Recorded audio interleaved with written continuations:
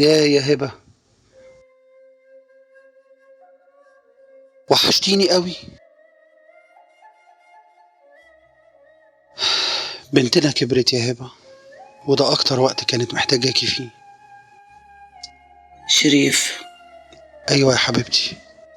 عايزة أقول لك على حاجة. قولي يا ماما. عايزاك توعدني. أوعدك بإيه؟ توعدني لو جرالي أي حاجة تخلي بالك من بنتنا. يا حبيبتي انت ليه بتقولي كده؟ بس انت زي الفل. أنا حاسة إن دي آخر أيام يا شريف. يا ستي بلاش تقولي الكلام ده، انت طالما بتاخدي العلاج ان شاء الله هتبقي زي الفل وكويسة. أيوة باخد العلاج، بس حاسة إنه خلاص. ان شاء الله لا، وانت اللي هتجوزي بنتك كمان، بس قولي يا رب.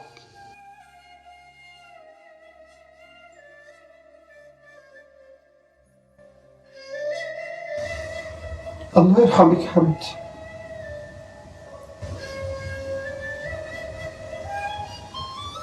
وحشتيني قوي يا ماما. بنتك كبرت وبقت عروسة، وده أكتر وقت أنا كنت محتاجاكي جنبي فيه. مين قال لك بقى إن أنا سبتك؟ أنا عمري ما حسيت. أنا وصيت بابا يجيب لك أحلى جهاز وهتبقي أحلى عروسة. يا حبيبتي يا ماما، يا انت. ماما ماما، مش انت وعدتيني انك عمرك ما هتسيبيني؟ من ساعة ما سبتيني يا هبة وانا عايش في وحدة، وحاسس ان في حاجات كتير قوي ناقصاني. يا عشرة عمري، كنت مالية عليا دنيتي كلها. دلوقتي بس عرفت قد ايه انا محتاج لك ومحتاج لوجودك جنبي، وخصوصا ان بنتنا بقت عروسة على وش الجواز. ايه ده بابا؟ في ايه اللي حصل؟ هو ايه بس عشان نطلع. يا بابا قلت لك 100 مرة ما تخشش في المطبخ وتعمل حاجة. حبيبتي انا مش عايزة اتعب. يا بابا لا تعب ولا حاجة، ده شغلة البنات. يا حبيبتي. يا بابا بعد إذنك. طيب يا حبيبتي ربنا يبارك فيكي. بعد إذنك يا بابا أخرج استريح وأنا هعمل لك أحلى كوباية شاي تروق بالك.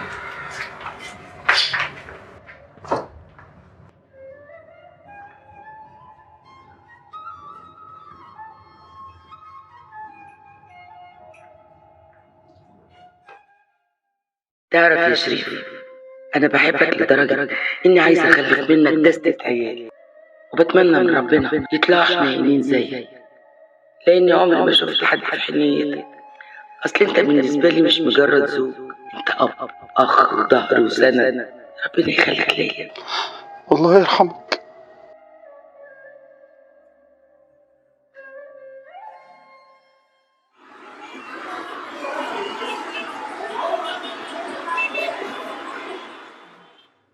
مي يا مي، أكيد في الجامعة. هفضل قاعد لوحدي.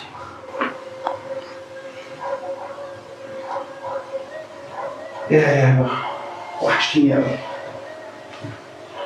سبتيني في أكتر وقت أنا محتاج ليك فيه، وبنتك كمان محتاجة ليك فيه. وعدتيني إنك مش هتسيبني. سبتيني ليه؟ مين قال لك بقى إن أنا سبتك؟ ما أنا معاك أهو. أنا عمري ما سيبك يا شريف. هبة وحشتيني أوي. شريف، أنا هنا. شريف يا شريف، شريف أنا هنا. شريف أنا معاك يا شريف. شريف،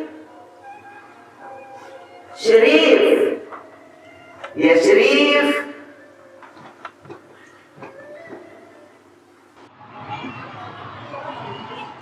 بجد انا مش مصدق نفسي.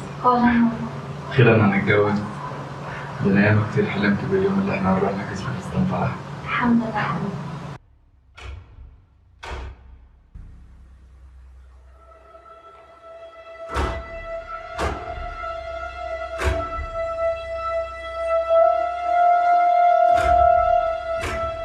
من امتى بقى وانت بتلبس هدومك لوحدك؟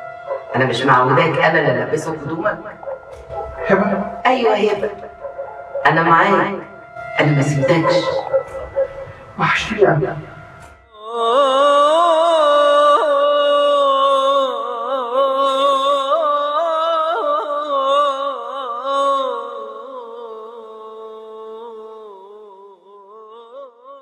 بس انا ملاحظ ان باباك زعلان. هو في حاجه؟ لا مفيش حاجة، تلاقيه بس افتكر ماما، اصل كان بيحبها قوي.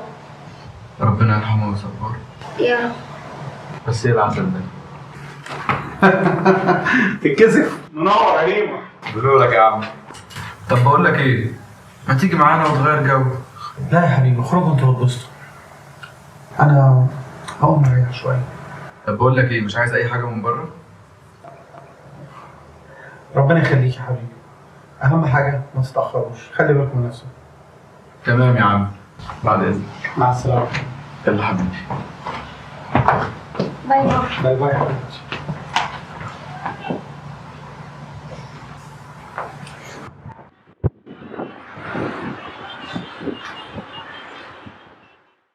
ادي النهاردة يوم فرحي، اكتر يوم اي بنت بتتمناه،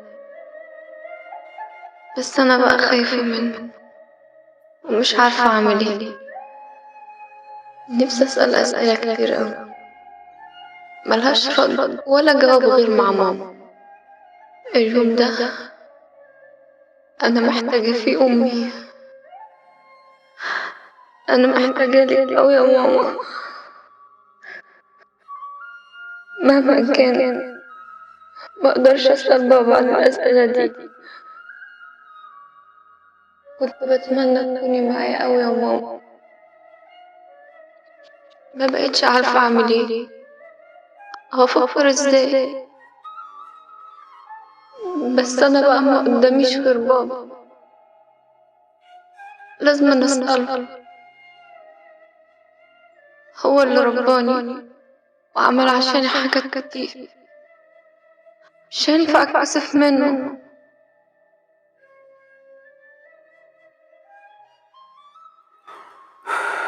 وادي البنت فرحة النهارده، مش عارف اعمل ايه. البنت محتاجة امها دلوقتي، لازم امها تسألها وتديها نصايحها في اليوم ده.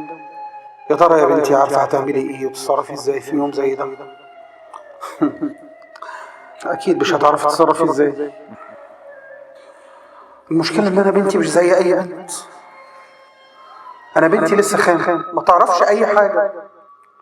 وجود الام في وقت زي ده ضروري جدا لاي بنت. لازم اروح، انا هخرج واسأله عن كل حاجة. انا هتجرأ واخرج اكلمها، هي اكيد عايزة تسألني على حاجات كتير قوي ومكسوفة، وانا بقى لازم اجاوبها على كل الاسئلة. اليوم ده لازم اكون معاها. ماجد. بابا انا كنت عاوزة اقول لك على حاجة. انا عارف حبيبتي انت عايزة تسأليني على ايه، ما تقلقيش هجاوبك على كل اللي انت عايزاه.